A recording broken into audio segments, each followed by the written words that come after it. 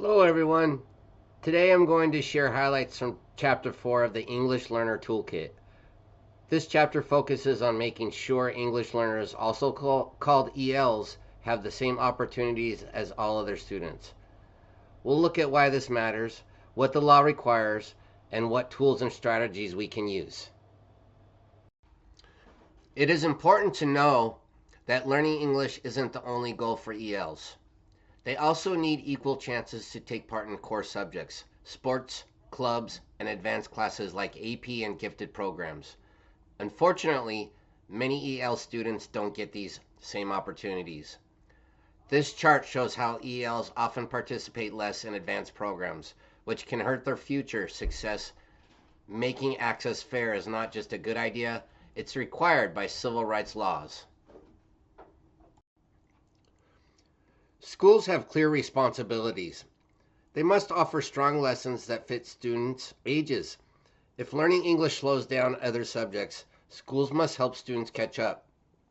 Schools also have to use fair, reliable tests, and sometimes these tests need to be in students' first language. Teachers should always check how ELs are progressing so no one falls behind. One tool schools can use is the Civil Rights Data Collection website. This site shows data about English learner students.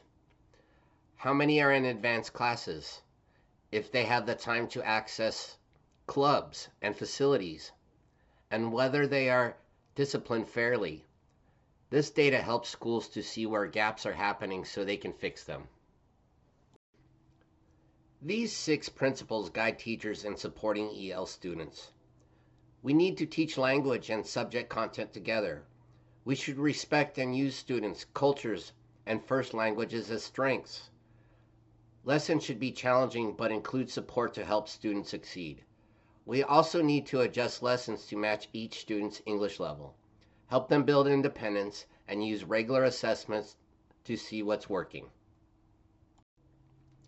Tool number 3 focuses on preparing English learners for college and careers. Lessons should match high standards, like Common Core. ELs need rich reading and writing practice, help to understand lesson in English, and support in math, including visuals and chances to talk about their thinking. Even if students don't sound exactly like native speakers, they can meet these standards with the right help. Many English learners don't get into gifted and talented AP programs because traditional tests often depend too much on English skills, and teachers may think students need perfect English first.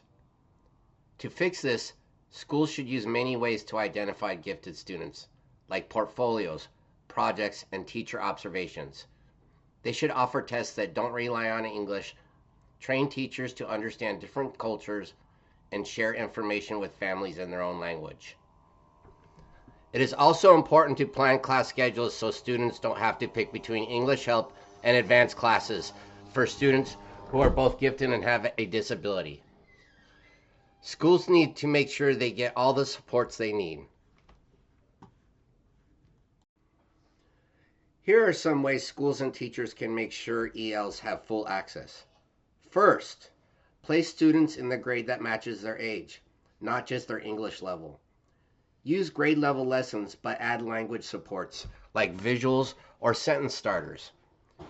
Make sure ELs can join all activities and clubs, and in learning gaps appear, offer extra help right away.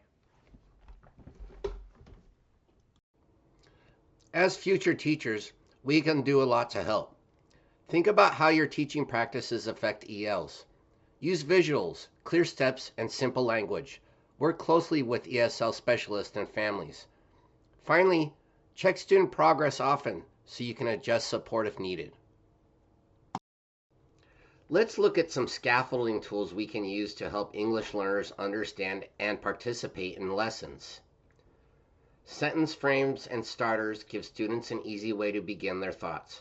For example, they could say, "I noticed that the artist used blank to show blank." This helps them feel confident sharing ideas. Graphic organizers like Venn diagrams, storyboards, and concept maps helps students organize information visually so they can see how ideas connect. Chunking tasks means breaking lessons into smaller, manageable steps. Word banks and visual glossaries provide key vocabulary and pictures. In art class, these are great for labeling tools, techniques, and feelings. Think alouds and modeling are when we show students exactly how we think through a problem or idea. For example, you might describe out loud what you notice about a painting or how you solve a math problem. These scaffolding strategies make learning clearer, more accessible, and less stressful for English learners. Here are some helpful links if you'd like to learn more. The EL Toolkit website has all the tools I shared. The CRDC site lets you look up the school data, and the Common Core site has resources for supporting ELs. Thank you for listening.